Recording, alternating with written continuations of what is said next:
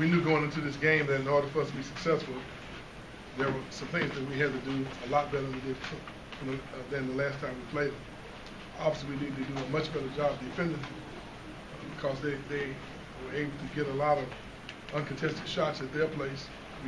We had to hold our own on the boards, but obviously we need to defend, and we need to do a much better job, getting out in transition and giving us taking advantage of our athleticism and our ability to get out in transition.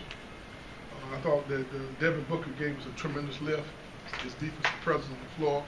I thought that gave us an opportunity for some other players to get a lot of deflections, which led to 13 steals. Played 10 guys, 10 minutes plus. I thought that being able to keep them fresh gave us an opportunity to play with a lot of energy down the stretch. I looked up one time and during a critical part of the game, I had 4 freshmen out on the floor, and we actually played pretty well, but I got a little nervous because I don't know how we got to that point, but I was proud of the fact that I thought that they grew up a little bit today in a game that was as important as this. I thought our guys was motivated because of the respect that we have for Clemson. They've done a great job this year, offensively and defensively, and we realized that if we weren't at our very best, we would have a difficult time beating them. So I was very proud of our guys. I thought we played throughout the game. We missed some free throws down the stretch, though. I'm not really concerned about it. I think most of it is mental. Any questions? From purely an effort standpoint, was that the best 40 minutes your team has given you this year? As close as we've had all year. Of everybody buying in and giving effort and all the little things that we've been trying to get them to do. Blocking games is a handful. There's no doubt he's one of the best players in the league. Could be the MVP of the league right now. And I thought our guys took the challenge of just making him work hard. We really defended him well. We held him down to 22. but I think that we gave great effort, and that led to some deflections, some runouts. I look down and look at the margin. We got 18-2 in the fast breaks points, and I think a lot of it as a result of just this deflections and steals and getting out and getting in transition. A game like this where you end up shooting close to 60% in the second half. You've now won 4 of your last 6 games. You have another game on Monday. Are these the kind of signs you see in a team about ready to make a run, or do you really see those sorts of things as a coach? Well, we don't have the luxury of looking too far ahead. We do realize that we went through a very tough stretch. I think 6 of our first conference games, 6 of our 8 first conference games, I think, was on the road. And that's challenging for itself. Now that we've got a chance to play a couple of games at home, we can't afford to slip up and not take advantage of it. We only can concentrate on taking it one game at a time. I'm not worried about momentum. I'm not worried about looking too far ahead. Talk about runs. We just want to make sure when we run out here Monday night that we at our very, very best. We know that in the game of basketball, especially in the ACC, every night out, you play against a great team.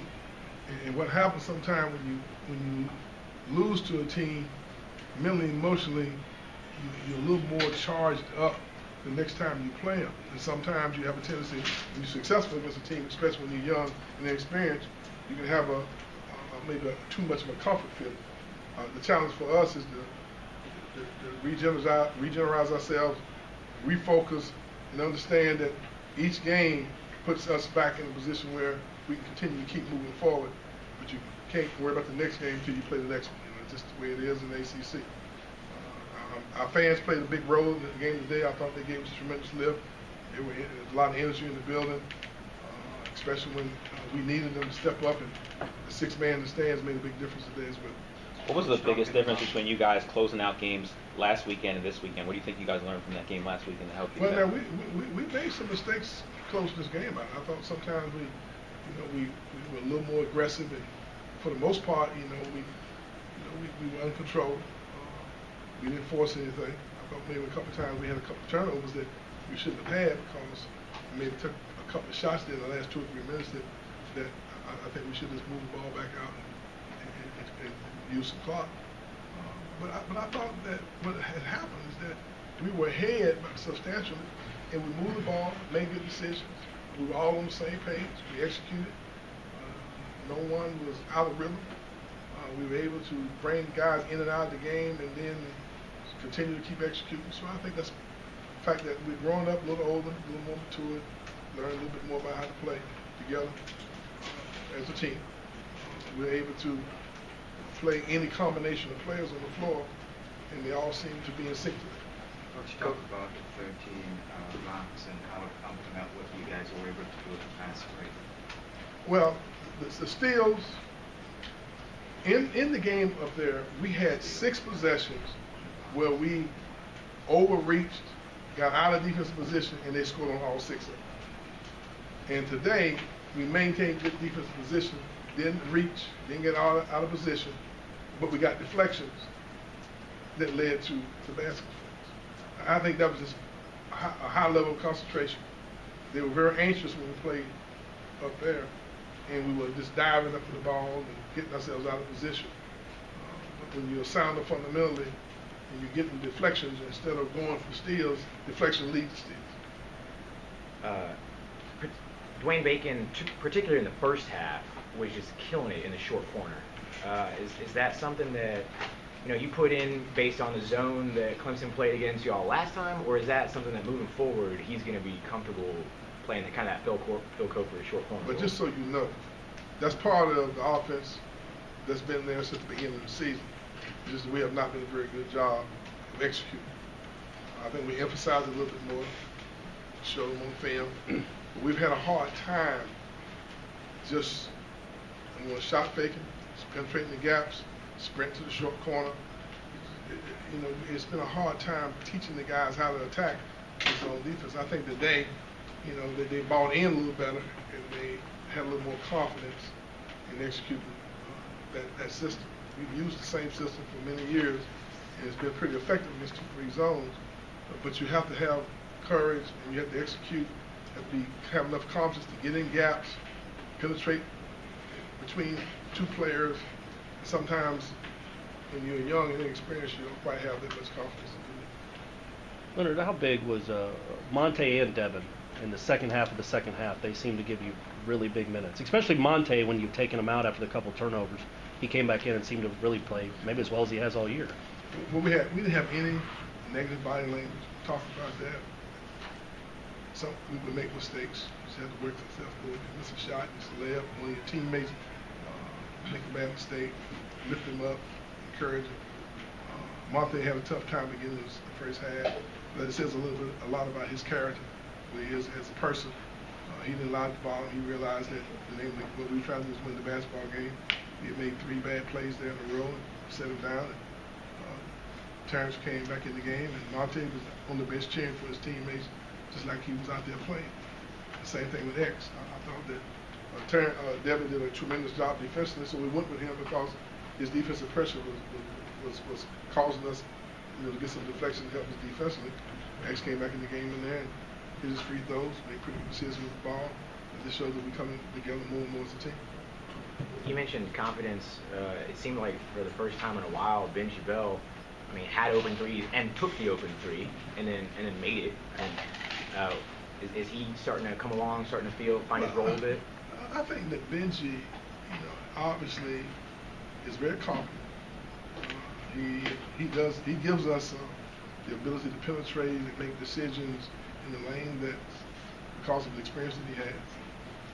I think we've been moving him back from playing the point guard to the off guard. And that's maybe it's an adjustment for him after being a guy who ran the team for his junior college team and won the national title. Our coaches have been encouraging me to give him more playing time, and he was in good rhythm. I thought his defense was as good as it has been all year. Got a couple of steals. I thought he fought screens, he contested shots, he was there on the catch. And so I think earlier sometimes he was at kind of a pace that was a little slower than what we needed. And I think he's adjusted. I think moving forward, I think if he continues to keep playing, he'll be a tremendous addition to us as we move forward. Because he has the experience, he never gets rattled, hits his free throws, knocks down big shots. We like what he's doing. We like the way he played today, especially. You said you weren't necessarily concerned about momentum, but is what you concerned about on this turnaround just consistency and having the same blueprint to win this game on Monday? Well, I think sometimes, when you lose a basketball game, you can't allow yourself to get too down, and you got to go back and grind and not lose your confidence, and go back and try to recover. But sometimes it's just as difficult when you have a little success, and you got to handle that equally as well as you're growing and maturing. You got to understand the urgency of the moment. And today, I thought our guys played with that level of urgency, and hopefully they'll understand that it's important for us to get back to 5-5 against a hungry basketball team like North Carolina State who's coming in. Coach, what does it do for you guys defensively when you have Chris and Bojo and Turquoise defending the paint the way they did today? Well, they went to a style of ball that we knew they would go to. When they were not as successful with their half-court man, they resorted to driving the ball toward the basket. And thank goodness we had those big hands back there in the back that deterred a little bit. Now, as the game, toward the end of the game, I didn't think we did a very good job. But we wanted to have ball handles and passes in there as opposed to having sometimes with one of our bigger guys. But it did mean an awful lot, I thought, that to get those guys back in there, because that was a couple blocks by Chris I thought was very timely. And he's capable of doing that. But Chris is, not only is he the least experienced guy on the team, he's the one who has he's had less practice. I mean, he didn't practice at all for 6 weeks up until the night of I think it was the Jacksonville game that we put him in the game. That was the first time he had played. First time he had contact. Because we were kind of nursing his stress fracture along. So not only is he not very experienced, he hasn't had very much time in practice with the players, so he's kind of learning on the job. Anybody else have? Can you one more? Leonard, what was the key to Dwayne's quick start in the first half? Because it seems like in conference play he struggled a little bit first 10 But minutes. they elected to play zone.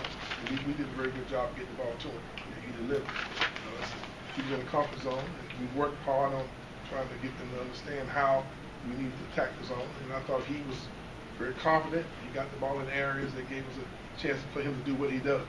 And he gets the ball close to 15, 16 feet around the basket. He's a handful to handle, and we got him in those spots where he was able to operate. I think that made a big difference in his confidence. And he played, he was energized the entire game. Thank you very much. What is the question? One more. So you had Eli Carter last game, Lawson game today. Now 48 hours, you got Cat Barber coming in. Yes.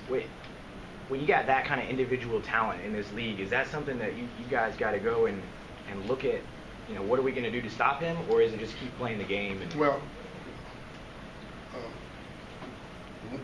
this was North Carolina State, I think it's Coach Gates' account. He's been preparing all week. So we'll leave here today, we'll go debrief. And he'll